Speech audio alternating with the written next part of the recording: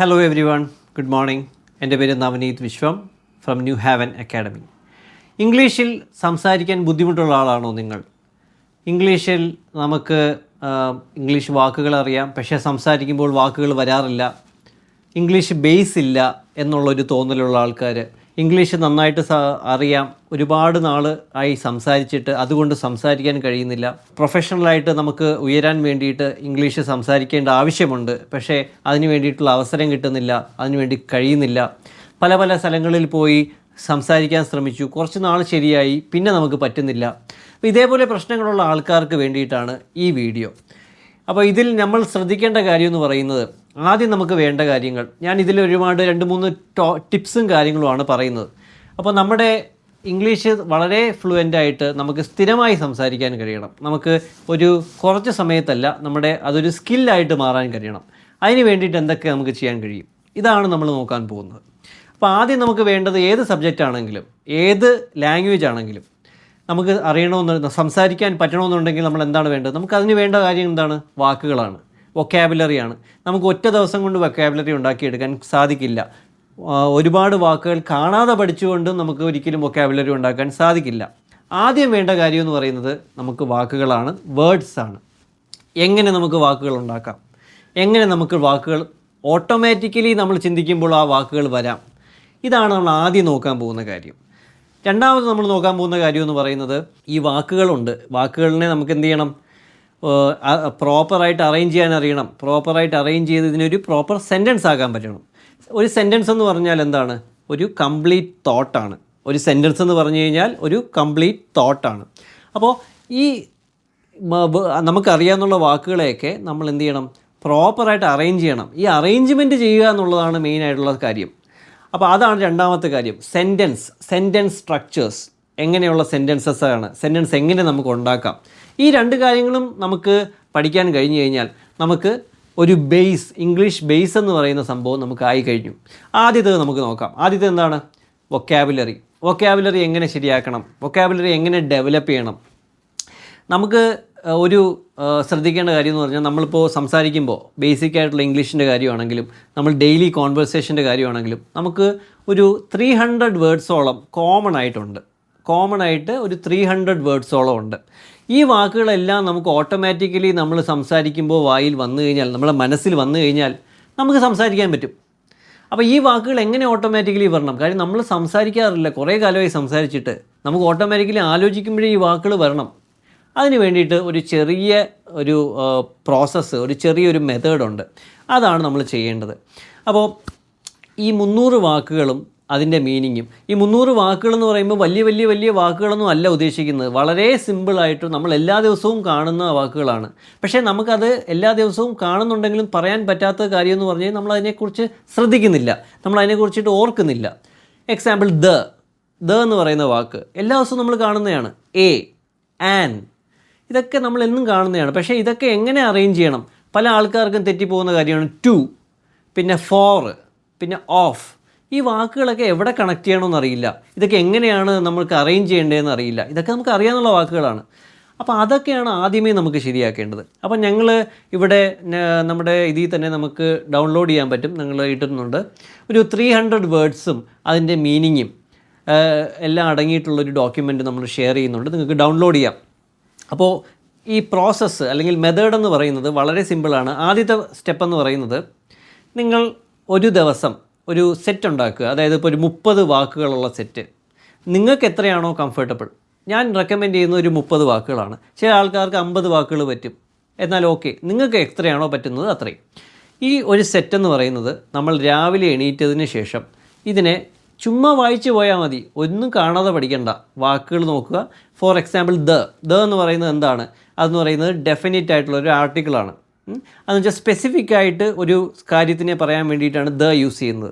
നമ്മളിത് വായിക്കുക, മനസ്സിലാക്കുക, ആ വേർഡും അതിൻ്റെ മീനിങ്ങിനെയും നമ്മൾ മനസ്സിലാക്കുക. അതാണ് നമ്മൾ ചെയ്യേണ്ടത്. അതിനുശേഷം അടുത്ത വാക്ക്. ഇങ്ങനെ നമ്മൾ രാവിലെ എണീറ്റ് മനസ്സിൽ നമ്മൾ പറയണം. അതിനുശേഷം ഉച്ചയ്ക്ക് നമുക്ക് ആഹാരമൊക്കെ കഴിച്ചതിന് ശേഷം ഒരു 5 മിനിറ്റ് അല്ലെങ്കിൽ ഒരു 10 മിനിറ്റ് ഈ വാക്കുകൾ, ഈ 30 വാക്കുകളാണെങ്കിൽ 30 വാക്കുകൾ നമ്മൾ മനസ്സിൽ പറയണം. രാത്രി നമ്മൾ കിടക്കുന്നതിന് മുന്നേ ഈ വാക്കുകൾ ഉറച്ച് പറയണം. രാവിലെയും ഉച്ചയ്ക്കും മനസ്സിൽ പറയുന്ന വാക്കുകൾ തന്നെ രാത്രിയാകുമ്പോൾ നമ്മൾ ഉറച്ച് പറയണം. ഈ ഒരു പ്രോസസ്സ് എല്ലാ ദിവസവും ഈ ഒരു 30 വാക്കുകളുടെ സെറ്റാണെങ്കിൽ 30 വാക്കുകളുടെ സെറ്റ് എല്ലാ ദിവസവും ഒരു 30 ദിവസത്തേക്ക് നിങ്ങൾ പ്രാക്ടീസ് ചെയ്യണം. 30 ദിവസത്തേക്ക് പ്രാക്ടീസ് ചെയ്ത് കഴിയുമ്പോൾ ഈ വാക്കുകൾ നിങ്ങൾ ചിന്തിക്കുമ്പോൾ തന്നെ ഓട്ടോമാറ്റിക്കലി വരും. നിങ്ങൾക്ക് കണക്ഷൻസ് നാച്ചുറലി ഉണ്ടാകും. അതിനുശേഷം അടുത്ത 30 സെറ്റ് വീണ്ടും 30 ദിവസത്തേക്ക് വേണ്ടിയിട്ട് നിങ്ങൾ പ്രാക്ടീസ് ചെയ്യണം. ഇങ്ങനെ ഞാൻ ഈ പറഞ്ഞ അതേ മെത്തേഡിൽ പ്രാക്ടീസ് ചെയ്യണം. അങ്ങനെ 300 വാക്കുകൾ വരെ നിങ്ങൾ ചെയ്യുമ്പോൾ നമുക്ക് നാച്ചുറലി ഒരുപാട് വാക്കുകൾ വൊക്കാബുലറി ഡെവലപ്പ് ആവും. ഒരുപാട് ഇമ്പോർട്ടൻ്റ് ആയിട്ടുള്ള വാക്കുകളൊക്കെ നാച്ചുറലായിട്ട് തന്നെ നിങ്ങൾക്ക് വരും. നിങ്ങൾ ശ്രമിക്കാതെ ചിന്തിക്കാതെ ഓട്ടോമാറ്റിക്കലി വരും. ഇതാണ് ആദ്യത്തെ പാർട്ട്, വൊക്കാബുലറി. ഓക്കെ ആയിട്ട് സംസാരിക്കാൻ. എന്തെങ്കിലും ഡൗട്ട് ഉണ്ടോ ആർക്കെങ്കിലും? എന്തുണ്ടെങ്കിലും താഴെ നിങ്ങൾക്ക് കമൻറ്റ് ചെയ്യാം, അല്ലെങ്കിൽ ഞങ്ങളുമായിട്ട് കോൺടാക്റ്റ് ചെയ്യാം. ബേസിക് ആയിട്ടുള്ള ഇംഗ്ലീഷ് ഫണ്ടമെൻ്റൽസ് എന്ന് പറയുന്ന ഒരു 40 ദിവസത്തെ കോഴ്സ് നമ്മൾ പ്രൊവൈഡ് ചെയ്യുന്നുണ്ട്. വളരെ ഡീറ്റെയിൽഡ് ആയിട്ടുള്ള കോഴ്സാണ്. ഇതിൽ ബേസ് ഇംഗ്ലീഷ് എഴുതാനും വായിക്കാനും അറിഞ്ഞുകൂടാത്ത ആൾക്കാർക്കുൾപ്പെടെ ഇത് യൂസ്ഫുൾ ആവും. അവർക്ക് വേണ്ടിയിട്ട് നമുക്ക് സെപ്പറേറ്റ് ആയിട്ട് ഒരു 20 ദിവസം കൂടുതലുണ്ട്. 2 മാസത്തോളം വേണമെങ്കിൽ നമുക്ക് ഇത് കോഴ്സുണ്ട്. അവരെ വളരെ നന്നായിട്ട് നമുക്ക് സംസാരിപ്പിക്കാൻ സാധിക്കുന്ന ഒരു കോഴ്സാണ്. നിങ്ങൾക്ക് വേണമെങ്കിൽ നിങ്ങൾക്ക് കോൺടാക്റ്റ് ചെയ്യാം. അപ്പോൾ ഇതാണ് ബേസിക് ആയിട്ടുള്ള വൊക്കാബുലറിയുടെ കാര്യം നമ്മൾ പറഞ്ഞു. ഇനി അടുത്ത കാര്യം എന്താണ്? അടുത്തതെന്ന് പറയുന്നത്, ഈ വാക്കുകളൊക്കെ നമുക്ക് ഓട്ടോമാറ്റിക്കലി വന്നു. ഇതിനെയൊക്കെ പ്രോപ്പറായിട്ട് അറേഞ്ച് ചെയ്യണ്ടേ? പ്രോപ്പറായിട്ട് അറേഞ്ച് ചെയ്യുന്നത് എങ്ങനെയാണ്? നമുക്ക് സെൻറ്റൻസ് അറിയണം. എന്തൊക്കെ ടൈപ്പ് സെൻറ്റൻസ് ഉണ്ട്? Simple sentence. അതെന്താണ് സിമ്പിൾ സെൻറ്റൻസ്? പിന്നെ കോമ്പൗണ്ട് സെൻറ്റൻസ് ഉണ്ട്, കോംപ്ലക്സ് സെൻറ്റൻസ് ഉണ്ട്, ഇങ്ങനെ ഒരുപാട് ടൈപ്പ് സെൻറ്റൻസുകളുണ്ട്. എല്ലാം കൂടെ പറഞ്ഞ് നമ്മൾ കൺഫ്യൂഷൻ ആവേണ്ട. ആദ്യത്തെ സിമ്പിൾ സെൻറ്റൻസ് നോക്കാം. ഒരു ഇൻഡിപെൻഡൻറ്റ് ക്ലോസ് ഉള്ള ഒരു സെൻറ്റൻസിനെയാണ് നമ്മൾ സിമ്പിൾ സെൻറ്റൻസ് എന്ന് പറയുന്നത്. അതായത് ഈ ഒരു സിമ്പിൾ സെൻറ്റൻസ് ഒരു കംപ്ലീറ്റ് തോട്ടിനെയാണ് പറയുന്നത്. അപ്പോൾ ഈ ഇൻഡിപെൻഡൻറ്റ് ക്ലോസ് എന്താണെന്നാണ്. ഇൻഡിപെൻഡൻറ്റ് ക്ലോസ് എന്താണെന്ന് നമ്മൾ നോക്കുമ്പോൾ ക്ലോസ് എന്താണെന്നുള്ളത് നമുക്ക് ആദ്യം നോക്കാം. ക്ലോസ് എന്ന് പറയുന്നത് എന്താണ്? It is A group of words. നമ്മൾ നേരത്തെ പഠിച്ച പോലെ തന്നെ എന്താണ്? വേർഡ്സ് ആണ്, ഒരുപാട് വേർഡ്സ്. ഈ വേർഡ്സിൻ്റെ ഒരു ഗ്രൂപ്പിനെയാണ് ക്ലോസ് എന്ന് പറയുന്നത്. ഇൻഡിപെൻഡൻറ്റ് എന്ന് പറയുമ്പോൾ എന്താണ്? ആ ഒരു ഗ്രൂപ്പ് ഓഫ് വേർഡ്സിന് ഇൻഡിപെൻഡൻ്റ് ആയിട്ട് നിൽക്കാം. വേറൊരു സപ്പോർട്ടോ കാര്യങ്ങളോ ഇല്ലാതെ അതൊരു കംപ്ലീറ്റ് തോട്ട് തരും, കംപ്ലീറ്റ് ഐഡിയ നമുക്ക് തരും. അതിനെയാണ് ഇൻഡിപെൻഡൻറ്റ് ക്ലോസ് എന്ന് പറയുന്നത്. അപ്പോൾ സിമ്പിൾ സെൻറ്റൻസ് എന്ന് പറയുന്നത് ഒരു ഗ്രൂപ്പ് ഓഫ് വേർഡ്സ് ആണ്, ഒരു കംപ്ലീറ്റ് ഐഡിയ തരുന്ന group of words. Independent close ആണ് ഒരു സിമ്പിൾ സെൻറ്റൻസ് എന്ന് പറയുന്നത്. പിന്നെ അതിന് വേറൊരു ക്ലോസിൻ്റെ ആവശ്യമില്ല, വേറൊരു ഗ്രൂപ്പ് ഓഫ് വേർഡ്സിൻ്റെ ആവശ്യമില്ല ഇതിൻ്റെ മീനിങ് തരാൻ വേണ്ടിയിട്ട്. ഇതിന് ഇൻഡിപെൻഡൻ്റ് ആണ്. മൂന്നാമത്തെ കാര്യം എന്ന് പറയുന്നത്, ഇത് ഒരു ഐഡിയയെക്കുറിച്ചേ പറയത്തുള്ളൂ, ഒന്നിൽ കൂടുതൽ ഐഡിയയെക്കുറിച്ച് പറയില്ല. 2, 3, 4 ഐഡിയസിനെ കുറിച്ച് പറയില്ല. ഒരു സിംഗിൾ ഐഡിയയെക്കുറിച്ച് മാത്രമേ സിമ്പിൾ സെൻറ്റൻസ് പറയുള്ളൂ. ഓക്കെ, അപ്പോൾ ഇതാണ് മെയിനായിട്ടുള്ളത്. നമുക്കൊരു എക്സാമ്പിൾ നോക്കാം. എക്സാമ്പിൾ എന്ന് പറയുമ്പോൾ നമുക്ക് she reads books every evening. She reads books every evening. അപ്പോൾ ഇതൊരു സിമ്പിൾ സെൻറ്റൻസ് ആണ്. ഷീ ഒരാളാണ്, ഒരു പ്രോനൗണാണ്, ഒരു പെൺകുട്ടിയാണ്, അല്ലേ, ഒരു ലേഡിയാണ്, ഒരു ഫീമെയിൽ സംഭവമാണ്. റീഡ്സ് എന്ന് വെച്ചാൽ എന്താണ്? അവർ വായിക്കുന്നു, അല്ലേ. എന്താണ് അവർ വായിക്കുന്നത്?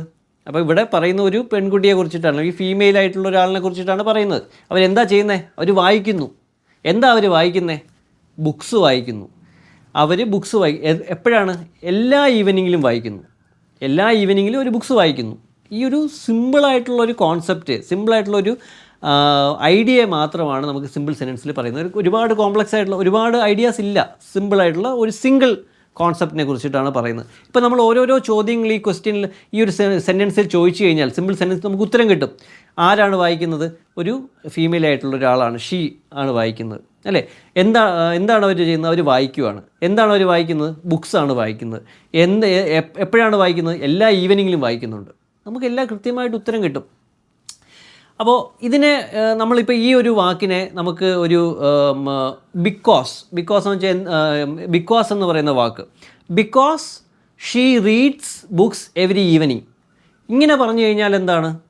അത് സിമ്പിൾ സെൻറ്റൻസ് അല്ല, അതൊരു ഡിപ്പെൻഡൻറ്റ് ക്ലോസ് ആയി പോകും. കാര്യം എന്താണ്? അത് ഇൻകംപ്ലീറ്റ് ആണ്. അവർ ബുക്സ് എല്ലാ ഈവനിങ്ങും വായിക്കുന്നത് കൊണ്ട് അത് കംപ്ലീറ്റ് ആയിട്ടില്ല. കൊണ്ട് എന്താണ് സംഭവിക്കുന്നത്? ഇനി എന്തോ ബാക്കിയുണ്ട്. ബാക്കി എന്തെങ്കിലും ഉണ്ടെങ്കിൽ മാത്രമേ അത് കംപ്ലീറ്റ് സെൻറ്റൻസ് ആവത്തുള്ളൂ. അപ്പോൾ ഇതാണ് ഇതിൻ്റെ വ്യത്യാസം എന്ന് പറയുന്നത്. ഓക്കെ, എന്തെങ്കിലും സംശയമുണ്ടോ? നമുക്ക് കുറച്ച് വേരിയേഷൻസ് നോക്കാം. He rights stories every morning. He എന്ന് പറയുന്ന ഒരാളാണ്. അയാൾ എന്താണ് ചെയ്യുന്നത്? റൈറ്റ് ചെയ്യുന്നു. എന്താണ് അയാൾ റൈറ്റ് ചെയ്യുന്നത്? സ്റ്റോറീസ്, കഥ റൈറ്റ് ചെയ്യുന്നു അല്ലേ? എല്ലാ മോർണിംഗും, എവറി മോർണിംഗ്. വേറൊരെണ്ണം നമുക്ക് നോക്കാം. They play football on Sundays. ദേ, അപ്പോൾ ഒരു ഗ്രൂപ്പ് ഓഫ് ആൾക്കാരാണ്. ദേ, അത് കഴിഞ്ഞ് അവരെന്താ ചെയ്യുന്നത്? പ്ലേ, അവരെന്ത് ചെയ്യുന്നു? കളിക്കുന്നു. എന്താണ് കളിക്കുന്നത്? ഫുട്ബോൾ കളിക്കുന്നു അല്ലേ? എപ്പോഴാണ് അവർ ഫുട്ബോൾ കളിക്കുന്നത്? ഓൺ സൺഡേയ്സ്, സൺഡേകളിൽ അവർ ഫുട്ബോൾ കളിക്കുന്നു. മനസ്സിലായില്ലേ? വേറെ ഒരെണ്ണം നമുക്ക് നോക്കാം. I drink coffee every afternoon. ഞാൻ എന്താ ചെയ്യുന്നത്? ഞാൻ ഡ്രിങ്ക് ചെയ്യുന്നു, ഞാൻ കുടിക്കുന്നു. എന്താ ഞാൻ കുടിക്കുന്നത്? ഞാൻ കോഫി കുടിക്കുന്നു. ഞാൻ കോഫി എപ്പോഴാണ് കുടിക്കുന്നത്? എല്ലാ ആഫ്റ്റർനൂണും കോഫി കുടിക്കുന്നു. അപ്പോൾ ഇതേപോലത്തെ കാര്യങ്ങളാണ് നമുക്ക് എക്സാമ്പിളായിട്ട് പറയാൻ പറ്റുന്നത്. എന്തെങ്കിലും സംശയമുണ്ടോ? ഈ സിമ്പിൾ സെൻറ്റൻസ് നമ്മൾ നോക്കുമ്പോൾ അതിനൊരു സബ്ജക്റ്റ് ഉണ്ട്, ഒരു വെർബുണ്ട്, ഒരു ഇൻഡിപെൻഡൻറ്റ് ക്ലോസ് ആണത്. സബ്ജക്റ്റ് എന്ന് പറയുന്നത് ഇവിടെ എന്താണ്? ഞാൻ.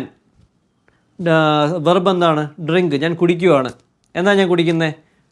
കോഫി കുടിക്കുന്നു. അതിനൊരു ഒബ്ജക്റ്റ് ഉണ്ട്. ഇതാണ് simple sentence. Okay, thank you.